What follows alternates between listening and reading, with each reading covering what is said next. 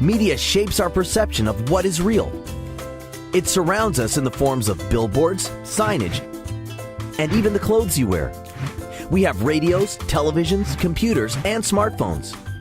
We have the internet, online video channels, and all sorts of social media.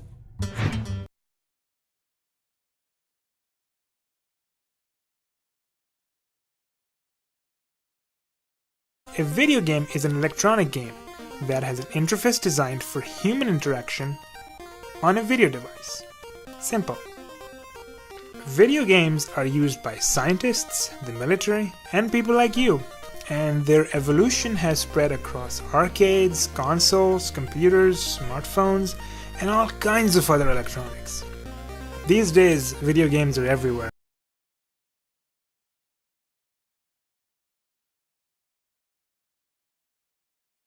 From the time mankind developed writing and complex civilization evolved, humans have created maps. Old cartography was used for many different reasons, some spiritual, some economic, much like any form of creativity in ancient times. For the most part, it allowed people to understand their environment and eventually theorize of distant lands. Cartography shapes how we think about the globe, how we see ourselves.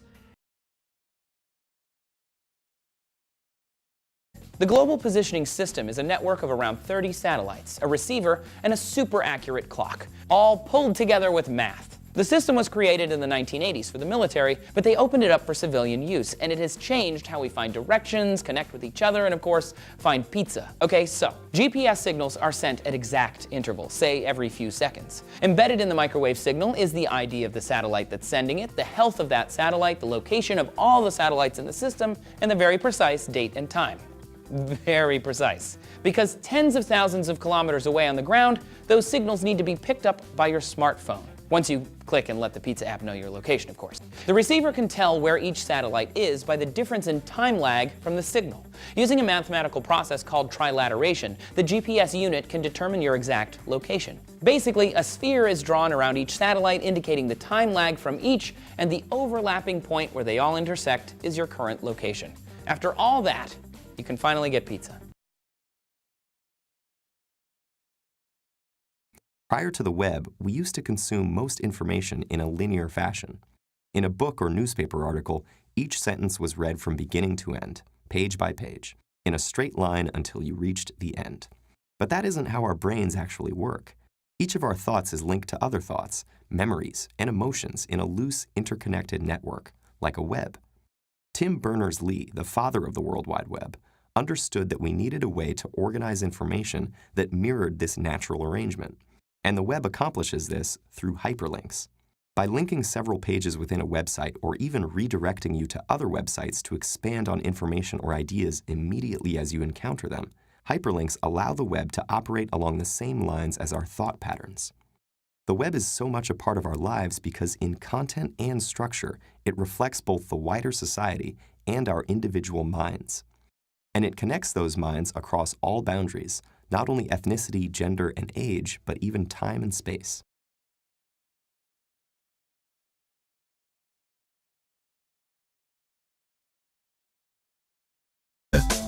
Let's look at what happens to a mobile subscriber in his initial entry to a network, in which the service edge is close to the user.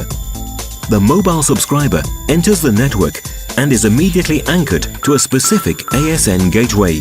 When the subscriber travels, he's handed off to another base station while continuing to be served by the initial ASN gateway. A single base station can serve multiple subscribers through different anchored ASN gateways. In a centralized ASN gateway architecture, information is transported from every single base station back to the core level ASN gateway, creating significant delays. With Alvarian's distributed architecture, most of the communication is handled on the aggregation level between the base stations, allowing for almost instantaneous data transport.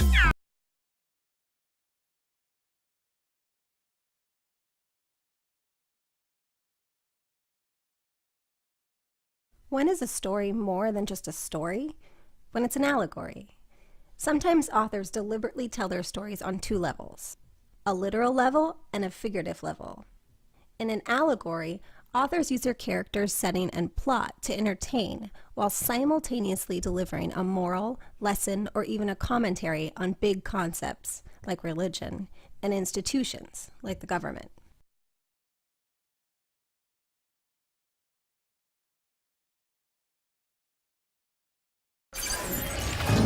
Welcome, agents. I've been waiting for you. So you've heard about Ingress, and you want to know how you play.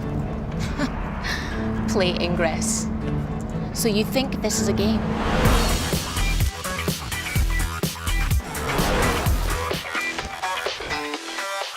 Ingress is a giant game of capture the flag, where you play a video game but in real life. Ingress is like Foursquare meets geocaching meets giant game of Risk, where the board is like the surface of the earth. There's nothing really like it out there. You actually have to go out into the real world to play the game. Ingress is not a game. The line between reality and a game and the story get blurred. This is the kind of thing that everybody's always wanted to do, like you bring video games into real life.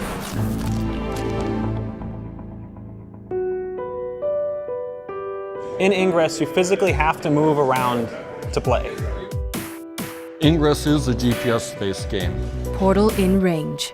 Everything revolves around your physical location. It's all about control and urban exploring. So you're going to different places, discovering what's called portals. Portals are the central part of Ingress. Portals are real world places. They're important places usually. Places that have some kind of significance. They can be statues, murals, art, buildings, different structures that are interesting in some way to who we are as a people.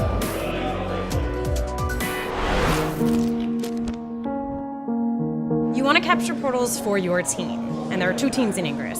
Blue for resistance, green for enlightened. Both factions are competing to control the portals.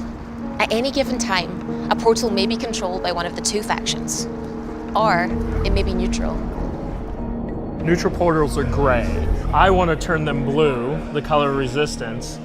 Other players on the other faction are looking to turn them green, the color of the enlightened. When I'm close to a neutral portal, you definitely want to capture it. And by deploying a resonator on that portal, it becomes yours. Once a portal is full of your team's resonators, it can now be linked to other portals. Linking portals makes them stronger and is the first step towards capturing territory. In order to link 2 portals, you'll need a portal key. You get those by hacking portals. The key is the key. Acquired. This is important. You don't use a key at the portal that you hacked it from. First, you must find another portal that is controlled by your faction. Now you can create a link back to the portal you have a key for. If you're standing at a friendly portal, Once you press the link button, your scanner is going to look for nearby portals you can link that portal to. you can link to a portal that you have a key for if it has all its resonators and it is owned by your faction. Now it's all coming together. destroy, Capture, and link it out. So once you've linked 2 portals together, you have an opportunity to create a control field. And how this is done is just by finding a 3rd portal and linking it to both of the first 2. When you link 3 portals together, you've created a control field.